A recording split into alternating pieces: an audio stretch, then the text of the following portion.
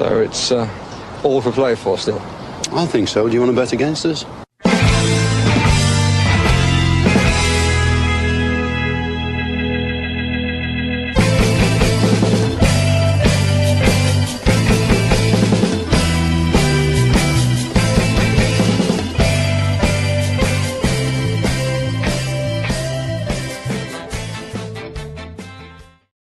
Hello, everybody. Welcome to For the Love of Paul McGrath podcast. Slightly later than we originally had planned this one for 9:30, and we changed the time to. Well, it's not really. It's kind of my fault as well. I just let you believe it was your fault via text message. So I was under pressure. I was under pressure as well. I was still in the car when I was texting you at 9:15, but we went a small bit. We went a small bit later. But look, I think it is important. We need to, this game at the weekend is the next most important game in Aston Villa's season against Southampton at the weekend. Tim Tilley is asking, where's Andre Agassi gone? It is, yeah. It's the most important. Where is on? Okay, we can bring back Andre Agassi. We can bring back a Villa-related Andre Agassi. I've got hats dotted around the place here. The last thing I want is to get sunstruck between now and next week when I get married, because I've gotten it once before and I was crippled with it. I was out for the count for like 10 days, 2 weeks after it. So I'm boxing clever, although it's supposed to piss rain tomorrow. So I think I'm out of the woods with regards to that. But Andrew Munro, you're off to Spain in the morning, so you staying out of the sun and don't get any sunstroke while you're out there sunning it up for sure. And by the way, Andrew, while you're out there, if you are so interested and you want to watch the match on Saturday, I'm going to get the advert out of the way early for NordVPN, guys. And look, I know, in case you guys are wondering what's happening, is we have had NordVPN have come on board for a short-term sponsorship with the podcast. So I'm going to play a little advert, and then we'll get into talking about the Southampton game then. So we'll be back in about 60 seconds. All right, lads and lasses, let's take a quick break from all things Villa and talk about something every football fan needs. And that's keeping your online game as tight as Ezri Konsa's man marking. And that's where NordVPN comes in. Whether you're streaming the match on Wi-Fi at the pub or checking the latest transfer gossip without your boss clocking it, NordVPN's got your back. It's dead simple. It encrypts your connection, hides your IP, and lets you sidestep those geo-blocks so you can watch the footy from anywhere.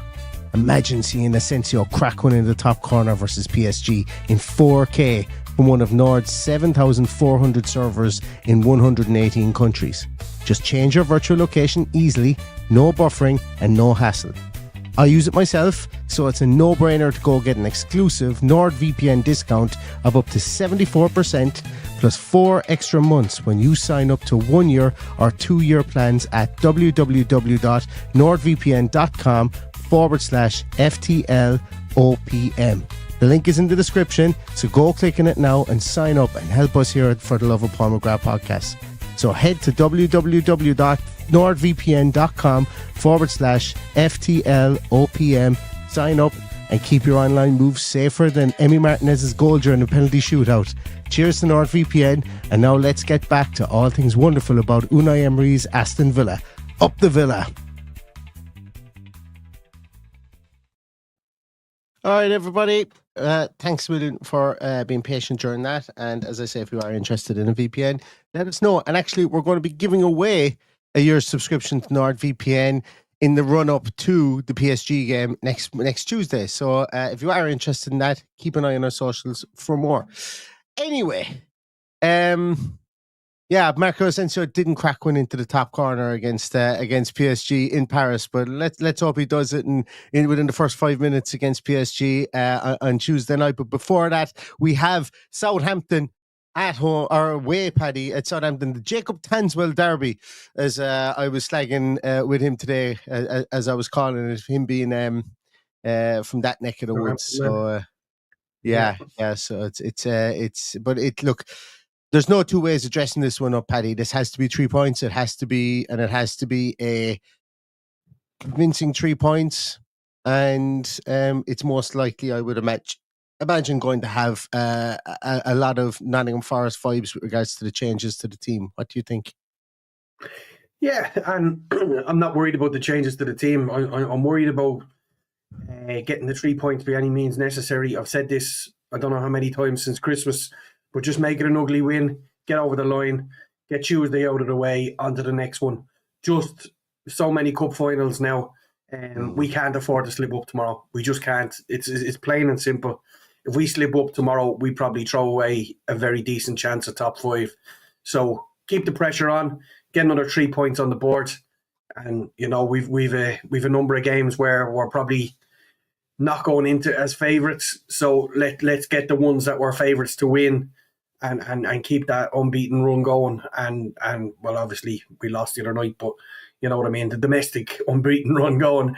And get the 3 points is just paramount tomorrow.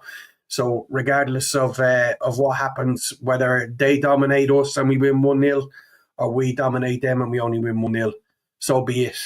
But the job has to be done. We have to go for the jugular tomorrow and get it done early.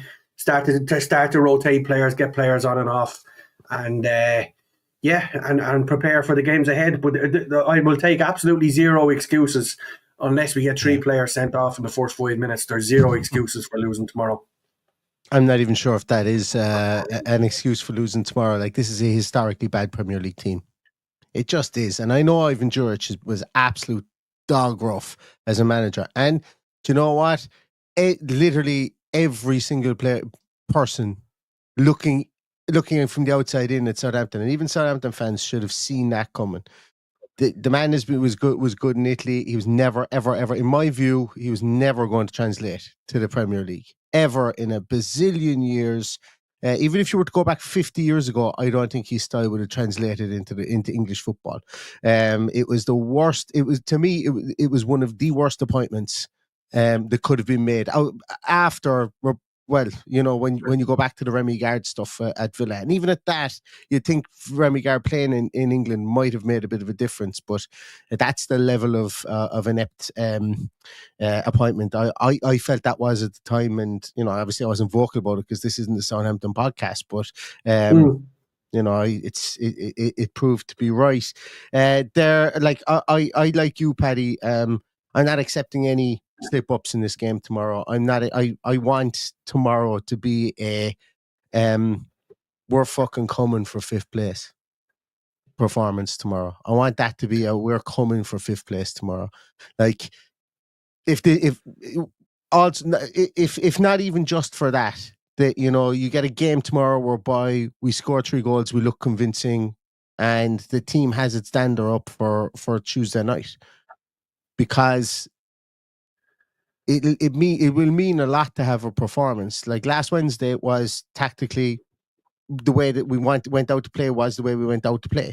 You know, keep it tight as we can, and we can see the 3 goals. Now Villa need to go out tomorrow and prove they can score goals, and you know, get that kind of get the smell of blood in their nostrils, so that, you know, if something transpires early on against PSG, if the team has that small little bit of a, you know, a run out of maybe trying 1 or 2 things tomorrow that they can go to, maybe from a set piece or whatever. I'm expecting tomorrow Villa need to be on their game, even if there is 8 changes. They need to be on their game. Yeah, I think regardless of what goes out, I think Tuesday is irrelevant in the conversation. The focus has to be solely on 3 points tomorrow. Nothing else will matter. If we're going into Tuesday after a poor performance, but 3 points in the bag, it doesn't matter. It won't. Nobody remembers what performances like against Southampton. But I would like to continue in the vein that we have of dominating teams, but getting a few goals on the board and making it a little bit easier for ourselves, and even show off a little bit and show a little bit of strength heading into Tuesday. The team will be disappointed with conceding that late goal on Wednesday, I'm sure. But this is their chance to pay back all those fans that went to PSG and been travelling with them throughout the year. Get it over the line again. Keep the pressure on for 5th, and let's get these Champions League days continuing for years and years and years to come. And the only way we can do that is by qualifying again. So arguably tomorrow is more important than Tuesday. despite the fact that I'm going on Tuesday, but it's definitely more important than Tuesday. We just simply have to win. There's no two ways about it.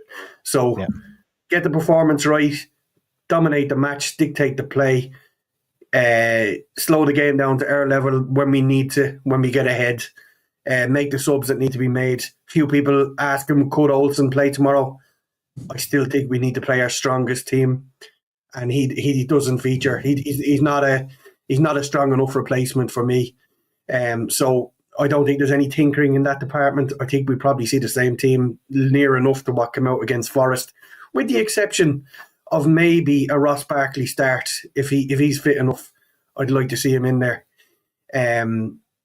There'd be a lot to be said for Maatsen starting on Tuesday night, so we could see Luca Dean play tomorrow. Just to mix things up and make things more attacking on Tuesday. So won't be exactly like Nottingham Forest, I'd say, but with similar like changes. Do you think Konza plays tomorrow, Paddy? Or do you think he goes Mings to Sassy? I would go Mings to Sassy, yeah. I don't think either is a downgrade, to be honest. The only downgrade is we play the Sassy at right back. That's what I don't want to see. This is exactly where I was going with, is that I think he plays the Sassy centre half tomorrow. I think he plays Mings to Sassy. I think Garcia, de Sassy, Mings, Maatsen tomorrow. Yeah. And the reason I think he does that is because I think if he's going to move anybody into right back, obviously if Cash needs to come off and he's moving somebody into right back, I think he might do it with Ezri Konza. Now, therefore, do we see de Sassy at centre back? Or do we, and I much prefer, so we're going back into circles here now, Paddy. It sounds like very, very familiar territory, except now we're saying that if the inevitable happened and we needed to move Konza out the right back, do we do that? And there's no way we could have known that we would have needed to, or that it would have been beneficial for us to have Garcia at that moment in time, because we didn't know what type of a player he was when he came into the club. But, it would be beneficial to have him in there, as with Marlon as well. But we don't for the Champions League. So I think it's just going to be interesting to see that there. I'm kind of easy going. I'm not writing off the Sassy at right back after the last day. I'm not. Look, he didn't have a good game, but he was actually decidedly poor. Yeah, but there's two good games. He was poor last week as well in that position. I don't think that's the position for him. He hasn't let us down at centre back. I think he's been brilliant, but I think he gets caught between two stools when he's playing at right back and forgets he should be further wide. So that makes us very narrow. That makes us accessible down that left hand side, the opposition's left hand side. So for me, and that's no slight on the Sassy. I think he's been excellent at centre half every time he's played. I've enjoyed watching him. I think we go and sign him, but I don't think we sign him as a right back. And it was unfortunate because Matty Cash picked up that yellow card, and I could see why the change was made, but it just goes back to the soft yellow card that was given when he didn't give a yellow card for all the cynical ones that PSG did. Typical poor performance favouring the Moneybags team on Wednesday night, but we're not going to go Paddy, back over that Paddy, again. Give me a moment. Give me.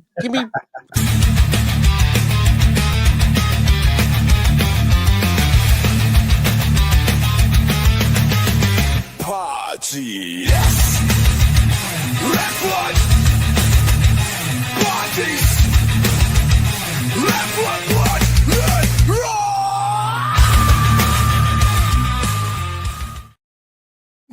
It's the best joke I ever read. I did that as a joke and sent it out to you, and I didn't. No idea what he's saying. I don't know. I typed in German death metal Paddy's referent, and then I just typed it in, and that's what came out. And I sent it out to you as a joke. When we did it in the last podcast, we did the amount of messages I got going. Paddy's referent. You have the full song, and there's an actual full 3-minute song that for God's sake. And yeah. So, yeah. Anyway, it's done. I'm not going back over the calls. We got Thomas Bramall tomorrow. We've also got semi-automated offsides. Let's see what a bag of shite PGMOL makes of this, because I don't know. I find it hard to believe that they'll even get this right when it's done for them. But genuinely, I don't think, like, here I go. Neil's referent. We're going to need to do one for this. It's not really a rant. My issue with it is, like, what's going to happen? Like, you need to be 100,000% about it, and there must be. And in fairness, we've seen it in action in the Champions League. We've seen it in action in the FA Cup, wasn't it? We've seen it in action in international tournaments as well. I think it's pretty much infallible now at this moment in time. I think it's going to get it right.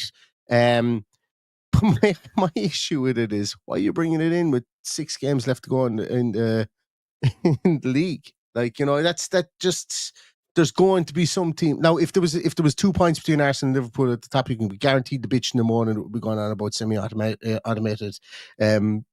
offsides coming in.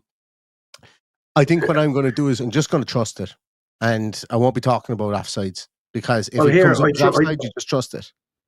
They've brought in the same thing that's been in existence for a couple of years now, and they've trusted a bag of amateurs to draw lines for offsides, which are nowhere near straight and nowhere near parallel with every other line. So it has to be a million times better than the shit they're feeding up to us, because I was jesting saying that I'm looking forward to seeing what a bag of shite they make of it. They're capable of fucking this up. We know they are, because every tool they've been given, they've been fucking it up. So I'm glad it's in. It is 6 months too late, because it should have come in at the start of the season. It's been tested everywhere else, yet we're still relying on them drawing fucking lines in the middle of nowhere. So it should have been in at the start of the season. All right, this just popped into my head now. I've never questioned it. Why is it called semi-automated? Is there an opportunity for somebody to overrule it? I think it's called semi-automated because if it goes down, they have the ability to override it and draw their own lines. I think that's what was said before they brought it in during the World Cup, if memory serves me correct. Is it called semi-automated offside? Do you know what?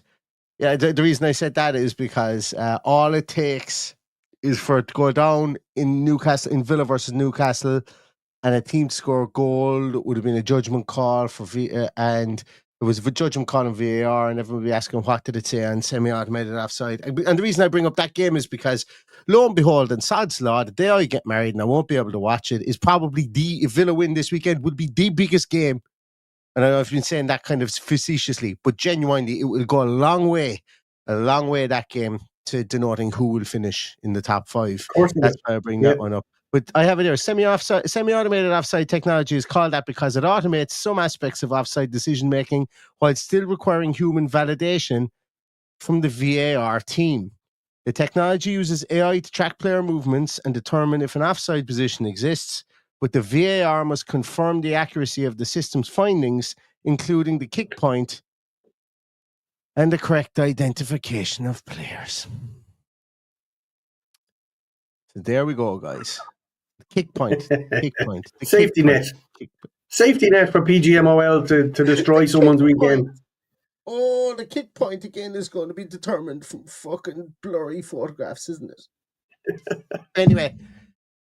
Anyway, look, forget about it. I'm just going to trust it. I'm not going to be talking about it. Just going to trust it. Just going to trust it. I've yet to see anybody say that semi-automatic offsides were wrong in any game. And I agree. But we're all looking at lines drawn by amateurs for how long now? 4 or 5 years since VAR came in, and we all know it's a crock of shit. So it's one less thing for them to have to go, as far as I'm concerned. The system uses up to 30 newly installed cameras mounted around Premier League stadiums, with several capturing footage at 100 frames per second, twice the frame rate of typical. Well, look, genuinely, I've been moaning about that an awful lot. Twice the rate of broadcast cameras. The 30. This is actually interesting. Do you know what? I'm going to pop it in the comments here, lads, if you want to have a look at this. This is actually interesting. I'm going to take a better look at that. So it's in the comments. It's on Premier League. You just type in semi-automated offside technology Premier League, and it's on the Premier League's website. So take a look. I'm going to read more about this because I never read into it because I've seen it in action and I do trust it. But it is actually interesting the more I kind of scan down through it here, because the exact movement of the ball is being tracked with 10,000 surface mesh data points per player, which I don't really know what that means, but if there's 10,000 data points, it's better than singular pixels from a 1080p broadcast, and to me that's just mind blowing. Like that's like cave painting stuff that they were doing. Anyway, let's move on, Paddy, because we spent 5 minutes talking about semi-automated offsides, and I don't think it's going to have any effect. And we're not even going to be bringing it. We're going to just be trusting them from here on out because we should trust them because they have been right so far. Yeah. Getting back to the team, Paddy. You mentioned about Ross Barkley maybe getting some minutes. I think it's given Andre Onana is going to be in there. I'd play Onana and Barkley. I'd rest McGinn after his largely underrated performance the other night. He gave a completely different performance on Wednesday night than we're used to. And I would rest him. I would rest Tielemans and have them in reserve. You know, if it doesn't go the way we expect it, then we'll worry about that after 55, 60 minutes. But we have to trust these players to come in and do a job for us. You know, I hate looking forward to PSG, but they've got a weekend off. We've got an opportunity to beat what could potentially be the worst team ever in Premier League history. I think they only need another 2 points, is it? Something like that to not be. So let's not see them pick up any of those points tomorrow. We just need to go and do an efficient job. And we all know that with a full complement of players, one injury, as we know, and I don't think anybody that comes in other than our replacement goalkeeper makes us much weaker. Obviously, we'd love to put our best team out there. Will he do it? I'm not so sure. There's still a glimmer of hope on Tuesday, so I think he would do. He would hold a little bit in reserve. Yeah, I think so too. I think we're going to see Watkins start up top. I think he's going to play Ramsey on the left hand side. I think I'm going to go here again because I think he's going to want to start Watkins up top, Rashford on the left come Tuesday night. So I think Ramsey's going to get the run out on the left hand side. I think Asensio is going to play through the middle. I think Daniel Malin's obviously going to play. I think he's going to play on the right hand side. Yeah, I think he might start with Kamara. Just how long Barkley's been out. I think he might start with Kamara or might start with Lamar Bogard. Is that too much? Bogard and Onana inside there. Bogart's just signed a new contract. I'll be okay. You know, I'd like to get a gander at him in central midfield. But look, obviously, I said that I'm expecting a performance. I'm expecting, goals in this game. I'm expecting the team to go out and to try things that they maybe want to try on Tuesday, specifically from a set piece point of view. But what I also don't want to do is I don't want to disrespect Southampton because we've been caught. Like Villa are just perennially caught when they do stuff like that. And I was listening to 1874 and today, and Dave Reid made a good point. I think it was Dave Reid made a good point about remember that game where we could have gone top and we played Sheffield United, another historically bad team in the Premier League, and Cameron Archer scores a goal and they go 1-0 up and we end up drawing 1-1. The team can't afford for that to happen tomorrow. They really can't afford for that to happen tomorrow. No. And because of that, I think Asensio will start. I think, Asensio, Watkins, Ramsey, Malin, that front four that's still an incredible front four. Yeah. And really, of the players that we said, Garcia, Disasi, Mings, Maatsen, Martinez and goals, Bogard and Onana, I think really the only one there that you're kind of looking at going is Bogard maybe might be the only one that's in there, but we've seen some good performances from him in that midfield position and even at centre half as well. So yeah, I don't think he's going to be that. I don't think he's going to make the full 10 outfield changes. I don't think he's going to go there. It's not his style. Maybe John McGinn might play this one. Maybe John McGinn gets rested. I thought watch back the PSG game. I thought John McGinn was way better on second viewing. I thought he was good in first viewing, but I thought he was way better than I thought on second viewing, just his positional play. And he's going to be important during on Tuesday as well. But Yeah, the team sheet tantrum is going to be interesting because there will be changes, and it'll just be interesting to see who he's going with and who he's favouring. I think we could see changes on the bench even. I think maybe we might even see a call up for somebody like Jimo Aloba. Maybe might be on the bench as a striking option. I think he'd probably keep as much as he can. He'd keep the likes of Rashford completely fresh for Tuesday. I don't think we're going to see. I hope we don't need to see Yuri Tielemans in this game. I think he'll be on the bench, obviously. But I think from a striking point of view, he might try and maybe bring someone into the bench in case they're needed, and play Watkins up top. Because he can interchange. He can't put Malin up top if we need to bring Watkins off. And maybe Leon Bailey makes the bench and he puts Bailey on the right-hand side, even though he's just coming back from an injury. And for the last 15 minutes, and Malin goes up top. Like there's options that can happen there. There is options that can happen there. So I don't know. It's going to be interesting from 1 to 20. I think the lineup. And now watch him go and put out the same team that played on Wednesday night and flabbergast us all, I suppose. Yeah, you never know. You know what he's like at this stage. Yeah, absolutely. Yeah. And you know what? I would love to see this happen as well. As Ronan Ward says here, Watkins to score. He needs 2 goals to beat Gabby's record. Go out and score 2 goals at the weekend. Just fucking go out and score them. Once again, you've got an opportunity if you start to score 2 goals against this team.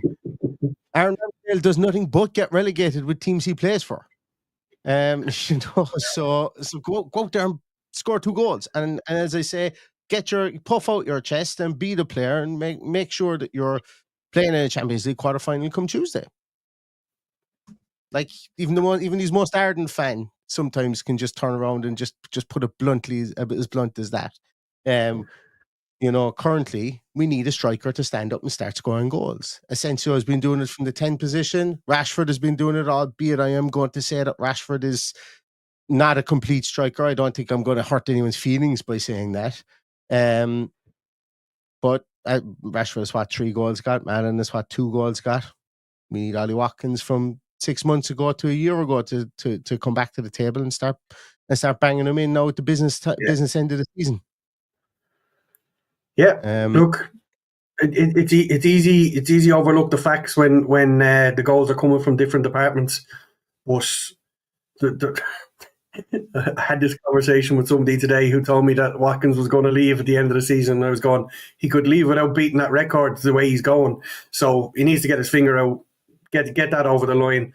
And maybe it's a bit of a monkey on his back. I don't know. I don't know what kind of character he's like, but it could be weighing heavy on him. Who knows? Maybe we get 2 penalties tomorrow and he takes them, whatever that might look like. But I'd love to see him do it. Genuinely love to see him do it.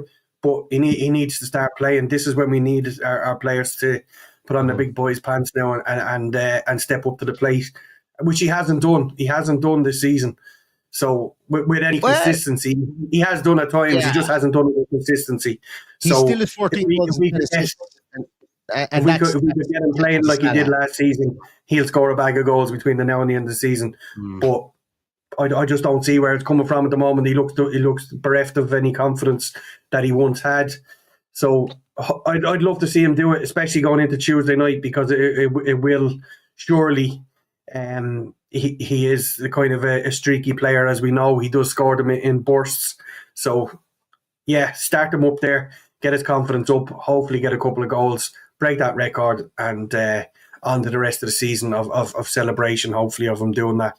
But I just can't see it at the moment. But thankfully, the goals are coming from other areas, which is making me very happy.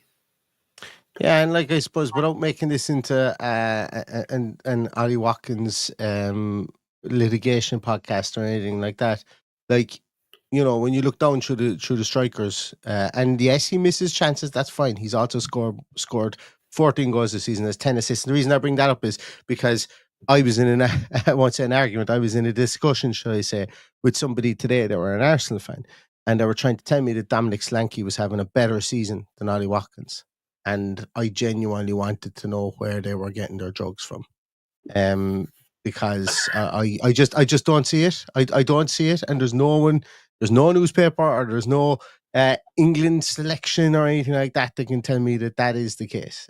So I'm open for people to completely think the opposite on that. But we are where we are. So I'd say we are where we are on that Absolutely. one. Anyway, I think he starts up top. Tomorrow's the day to get it going again. As I say, even I'm saying that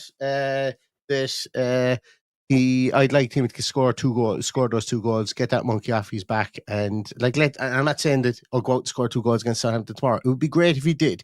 Gets the adulation, comes off at 80 minutes, claps all around, equaled our broken Gabby's record, comes off full of pride, full of joy, comes on Tuesday and then does it again.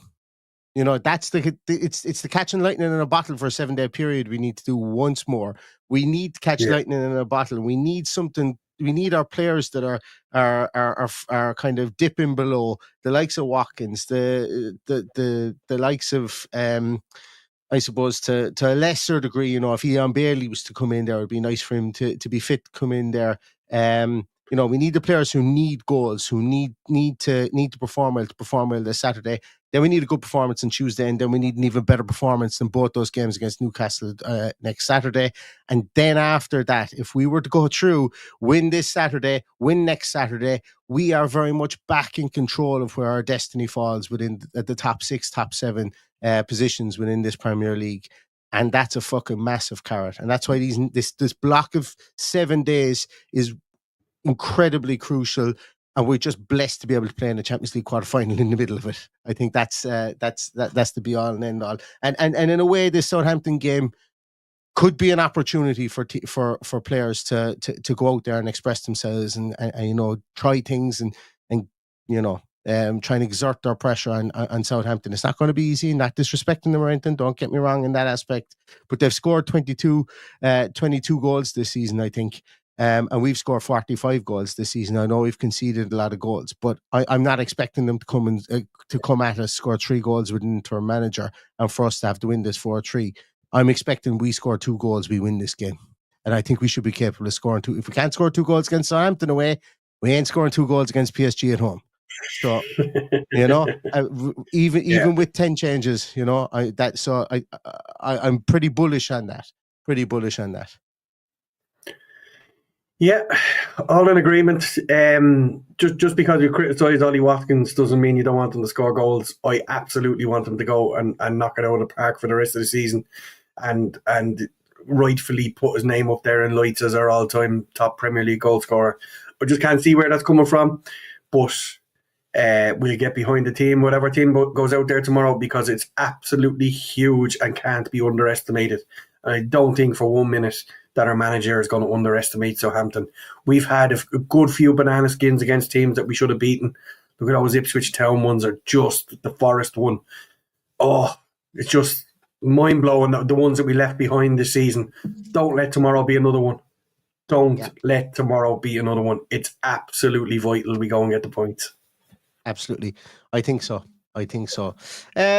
One person I am absolutely rooting for, well, I'm rooting for, don't get me wrong, we just spoke about Ollie Watkins. You know I'm rooting for him, I don't have to clarify that. But I hope Daniel Marlin goes out and has an absolute cracker of a game tomorrow. I really, really do. And for 2 reasons, because he seems like a bang-up sound man. You know, he really does. He seems like I've listened to his interviews recently, and he just seems like he gets it. You know, he doesn't seem like he's going to be trouble in the camp at any stage. It just seems like he's just a good player or a good guy. You know, I could have that completely wrong. Dortmund fans to tell me he was pure poison in the dressing room, but I don't know. But the reason I also want him to go out tomorrow and score a bucket load of goals is because I just transferred him into my fantasy draft Premier League team, and I am fighting out at the top of that in my 6-team league with a couple of mates of mine. And it would be a rags to riches story, considering I only ever aim to finish second last and never usually check my team. And this year I started checking my team and I'm up near the top. So I'm hoping he scores, because it will be an inspired decision for me to drop James Maddison and bring Daniel Mallon in if he goes and bangs a couple of them this weekend. I'll be transferring him straight out again afterwards. But I just need him to be good. Well, let's be honest. if you're including James Madison in it, you don't deserve to win fuck all. So Well, forget it's the about draft. So you can only pick like if I pick Salah, no one else can have him. If I pick, so you do the draft at the start of the year, so you're kind of left at the players that you have at the very start, and then you can obviously make transactions throughout the course of the year, but only if somebody drops them from their team. So I got left with Madison and Bradley Johnson, and I still had us up at the top of the league. Had the team up at the top of the league. So yeah, Unai Emery, eat your heart out. Sounds too complicated for me. Oh no, it's not. You just pick one. You just pick your team once. That's why I've never really kept denying it. But anyway, I find it much more enjoyable. Yeah, I don't really have too much more to go through. Look, I suppose actually I want to talk about Southampton for a moment because I like Southampton. I think I'm on my own. You don't like it. No, the reason I like Southampton is I've always had a hatred of Southampton since the days back in the Dell and Matt Letitia putting us to the sword every time we bloody played against them. So I actually enjoyed the fact that they're going down. I really Francis do. Benali. I like Francis Benali though, you know. But no, I don't know why. I'm always nostalgic for the teams that would have always been perennial or every year annual Premier League teams when I was younger. Yeah, well, like as I say, I think it's probably because of that game against Man United where United wore the grey jerseys and they thought they couldn't see each other. I think, for that reason alone, I think Southampton should be in everybody's hearts. But I would like to see them get back up in the horse again. I think and the reason I'm saying that is I think it's becoming a bit worrying in the Premier League when we're looking at how much of a tonkin teams are getting that are coming up. And, how much outside of the box thinking teams are trying to do. And I know it's only a 2-year sample set, but last year, 3 teams came up, 3 teams went back down. We're looking at that happening again this year, potentially. And you don't want to have season after season and season after season of that happening because, we talk about, breaking the glass ceiling and getting to the top 6. We talk about a Super League. What is the point in getting, like, if you're going to get promoted to get relegated and keep the parachute payments and stuff like that, that's going to become a kind of it's going to be like there's going to be a point of diminishing returns in that. So from that point of view, I think teams like Southampton and the like need to really look at staying up in the league. And I know that's what this Southampton team obviously tried to do, but I hope they get back up in the horse. So what I'm trying to say here is I hope that there's a gulf beginning to grow between the Southamptons, the Sheffield United teams that were able to get into the Premier League and stay there for 2, 3, 4 seasons in a row, and now they're not. Even the Leicesters of this world. And I know Leicester will say that they've been terribly run for the last couple of years, but I just don't want to see the Premier League becoming that closed shop for the top 17, 16. I want teams to come in like Forest and upset the apple cart. When you become an established team, it becomes harder to get relegated. It's harder now to come up and stay as an established team. Ourselves and Forest being the outlier in recent times. But you look at those yo-yo teams, Southampton, Norwich, Leeds. It's a dangerous game going up and down with parachute payments. Look what Blackburn tried to do, and they never got back. How many years since Blackburn went down? It must be 15 years, is it? They're another team I'd love to have back up, yeah. But and you mentioned Norwich there. Norwich more or less came out almost and said our business model is pocket the parachute payments, and cross our fingers, Timo Pukki can score 25 goals in the championship and we'll win the championship next year, every year, and then keep on getting promoted. And look, that'll get you so far. And look, I can understand why Norwich want to do that. Look, smaller fan base, could have a huge fan base over there, but a smaller fan base have to live on pockets of 2-3 years of success. And that's fine. I'm not being derogatory towards Norwich or anything like that, but I want teams to put 2 or 3 years together before going back down. I don't want to see the Premier League turn into this 3 promoted teams come up, 3 promoted teams go back down again, That for me is that's worrying for the state of the football pyramid as a whole, that the gulf would would grow that much over a 2 or 3 year period. Because if that continues to start happening, and I know Forest are the outlier with regards to it, but catching lightning in a bottle will only come around once every 10 or 12 years, and Forest are in that. Arguably, you could say we're in that at the moment. Although I don't think we're not actually lightning in a bottle, because a lot of the players we had came up from the Championship. But you know what I mean. Yeah, I just don't want the league to become a 17-team league, and we're 18, 19, 20. The 3 teams that come up are almost always presumed to be the ones to go down again. I think that's bad for football in England as a whole. I think for sure.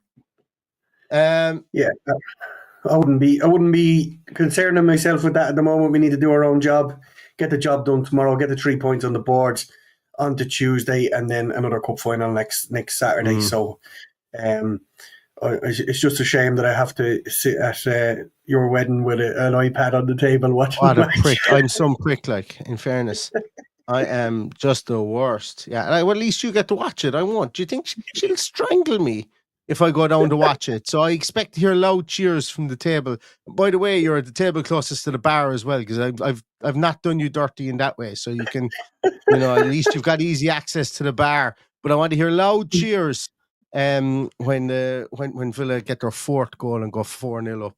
I want to hear that for sure.